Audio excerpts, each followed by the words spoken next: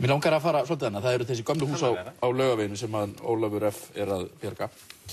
Það er svona fyrsta verkið, það er að taka þessi hús, þetta er sem að kosta mikið. Það er nú kannski eitt sem þetta er að deila, en svo er spurningin hérna Smári, finnst þér þessi hús vera eitthvað virði? Svona eitt hvert fyrir sig, nei, en svona sem heild, já. Ég held að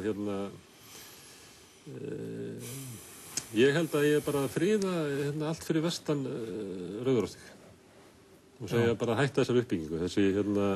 Þessi hugmynd sem kemur frá Bolla í 17 líklega, að byggja þannig upp svona gjá af stórum verslunarhúsnæði. Ég sé ekki að hún sé að ganga upp. Því að þegar maður fer í, hvar er svona stórt verslunarhúsnæði, það er gamla Karnabæhúsið á 66, það er hólfað niður, ég held að segja með þess að Rímaxið það sko á jarðhæð. Þannig að ég sé ekki samhengi milli sko svona hversu glæsileg húsnæðin eru og góður lagerpláss og hvað fleira og hvað er blómleg verslun í þeim. Ég sé ekkert samhengi þar þegar ég finn þau Laugaveginn. Þú vilt hafa bæinn svona lítinn, sætan, smágerðan. Þetta er bara okkar saga og við getum ekki alltaf verið einhvern veginn fyrirlítið sögu okkar sko. Mér finnst að við eigum að reyna að vera frekar sko menninir sem skrifuðu handritin heldur en menninir sem tókuðu þau og sniðu skó úr þeim.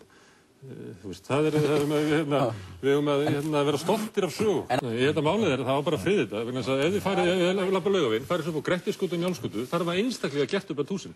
Ég held að séu bara mestalagi kannski 7 hús eftir á Grettisgötu og Njálsgötu sem var slömm Reykjavíkur fyrir svona 20-25 árum, sem er ekki bara glæsileg hús. Þetta var einstaklega gert án afskipta stjórnmálamanna, en stjórnmálamenn hafa eiga Laugaveginn og Hverfisgötuna og sjáu hana. Þannig að við erum að finna leið til þess að frelsa húsin frá friða húsin fyrir stjórnmálamönnum.